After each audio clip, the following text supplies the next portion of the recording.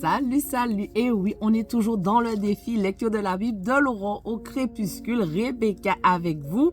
On lit la Bible de la Genèse à l'Apocalypse 10 minutes tous les jours. Donc, je profite pour vous dire qu'il y a quelqu'un qui a créé un faux compte sur Instagram de Becalinou. Si jamais vous voyez, si jamais vous recevez des messages qui vous disent oui, il faut donner votre identité bancaire, que vous avez gagné au jeu concours, tout ça, c'est pas moi. Donc, surtout, ne suivez pas ce compte-là, ne vous abonnez pas et puis signalez-le. Voilà, donc nous, on continue notre défi. Quoi qu'il arrive, on fait confiance à Dieu. Il est au contrôle, il gère tout ça. Et nous, on a commencé Matthieu hier, le Nouveau Testament.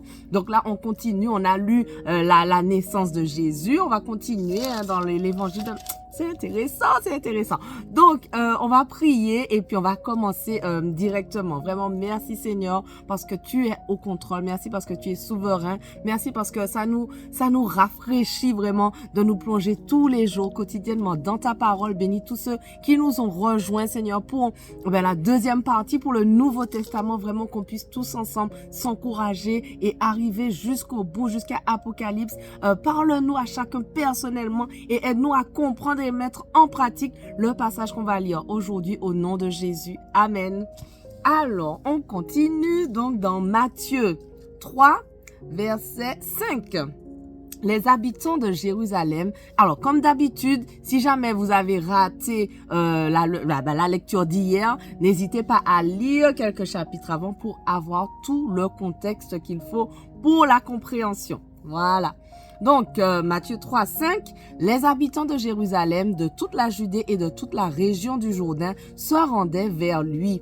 Reconnaissant publiquement leurs péchés, ils se faisaient baptiser par lui dans les eaux du Jourdain.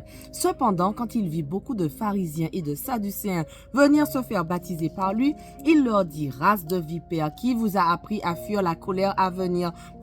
Produisez donc du fruit qui confirme votre changement d'attitude et ne vous avisez pas de dire en vous-même, nous avons Abraham pour ancêtre. En effet, je vous déclare que de ces pierres, Dieu peut faire naître des descendants à Abraham. Déjà, la hache est mise à la racine des arbres. Tout arbre qui ne produit pas de bons fruits sera donc coupé et jeté au feu. Moi, je vous baptise d'eau en vue de la repentance, mais celui qui vient après moi est plus puissant que moi et je ne suis pas digne de porter ses sandales. Lui, il vous baptisera du Saint-Esprit et de feu. Il a sa pelle à la main, il nettoiera son aire de battage, et il amassera son blé dans le grenier, mais il brûlera la paille dans un feu qui ne s'éteint pas. Alors Jésus vint de la Galilée jusqu'au Jourdain vers Jean pour être baptisé par lui. Mais Jean s'y opposait en disant, c'est moi qui ai besoin d'être baptisé par toi et c'est toi qui viens vers moi. Jésus lui répondit, laisse faire maintenant car il est convenable que nous accomplissions ainsi tout ce qui est juste. Et Jean ne lui résista plus. Dès qu'il fut baptisé, Jésus sortit de l'eau. Alors le ciel s'ouvrit et il vit l'Esprit de Dieu descendre comme une colombe et venir sur lui. Au même instant, une voix fit entendre du ciel ces paroles. Celui-ci est mon fils bien-aimé qui a toute mon affection, mon approbation. Matthieu 4. Puis Jésus fut emmené par l'Esprit dans le désert pour être tenté par le diable. Après avoir jeûné 40 jours et 40 nuits, il eut faim. Le tentateur s'approcha et lui dit, « Si tu es le Fils de Dieu, ordonne que ces pierres deviennent des pains. » Jésus répondit, « Il est écrit, l'homme ne vivra pas de pain seulement, mais de toute parole qui sort de la bouche de Dieu. » Le diable le transporta alors dans la ville sainte, le plaça au sommet du temple et lui dit, « Si tu es le Fils de Dieu, jette-toi en bas. En effet, il est écrit, il donnera des ordres à ses anges à ton sujet et ils te porteront sur les mains de peur que ton pied ne heurte une pierre. » Non mais la perfidie du diable, il veut utiliser la parole contre Jésus. On continue. Jésus lui dit, il est aussi écrit, tu ne provoqueras pas le Seigneur ton Dieu. Le diable le transporta encore sur une montagne très élevée, lui montra tous les royaumes du monde et leur gloire, et lui dit, je te donnerai tout cela si tu te prosternes pour m'adorer. Jésus lui dit alors, retire-toi Satan. En effet, il est écrit, c'est le Seigneur ton Dieu que tu adoreras et c'est lui seul que tu serviras. Alors le diable le laissa et voici que des anges s'approchèrent de Jésus et le servirent. Wow. Lorsqu'il apprit que Jean avait été arrêté, Jésus se retira en Galilée. Il quitta Nazareth et vint habiter à Capernaum, ville située près du lac, dans le territoire de Zabulon et de Nephtali, afin que s'accomplisse ce qu'avait annoncé le prophète Ésaïe. Territoire de Zabulon et de Nephtali, toute route de la mer, région située de l'autre côté du Jourdain, Galilée à la population étrangère, le peuple assis dans les ténèbres a vu une grande lumière et sur ceux qui se trouvaient dans le pays de l'ombre de la mort, une lumière s'est levée. Dès ce moment, Jésus commença à prêcher et à dire « Changez d'attitude car le royaume des cieux est proche ».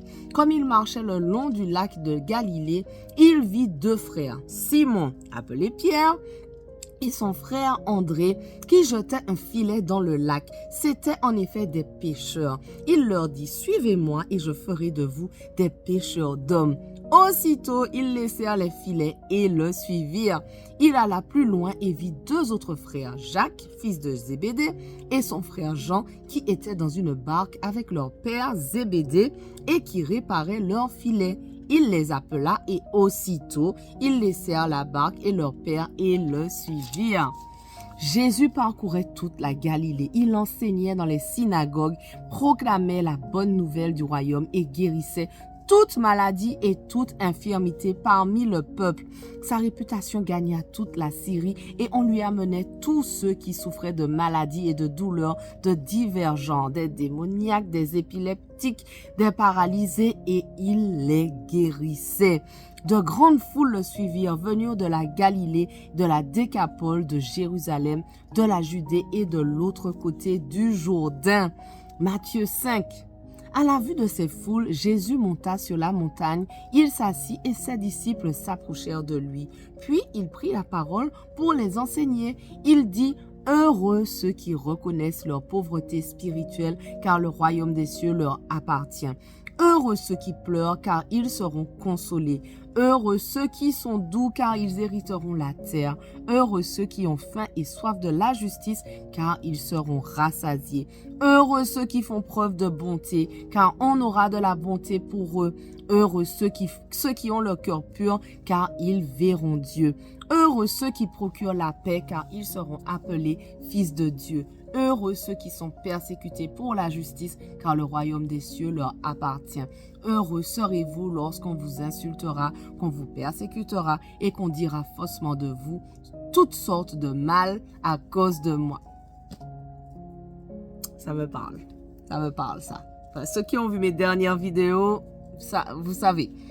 Réjouissez-vous et soyez dans l'allégresse parce que votre récompense sera grande au ciel. En effet, c'est ainsi qu'on a persécuté les prophètes qui vous ont précédés. Vous êtes le sel de la terre, mais si le sel perd sa saveur, avec quoi la lui rendra-t-on? Il ne sert plus qu'à être jeté dehors et piétiné par les hommes. Vous êtes la lumière du monde. Une ville située sur une montagne ne peut pas être cachée et on n'allume pas non plus une lampe pour la mettre sous un seau, mais on la met sur son support et elle éclaire tous ceux qui sont dans la maison. Que de la même manière votre lumière brille devant les hommes afin qu'ils voient votre belle manière d'agir et qu'ainsi ils célèbrent la gloire de votre Père céleste. Ne croyez pas que je sois venu pour abolir la loi ou les prophètes. Je suis venu non pour abolir, mais pour accomplir. En effet, je vous le dis en vérité, tant que le ciel et la terre n'auront pas disparu, pas une seule lettre, ni un seul trait de lettre que ne disparaîtra de la loi avant que tout ne soit arrivé. Voilà, notre passage du jour touche à sa fin, mais on continue dès demain, on ne lâche rien. Allez, sois bénis.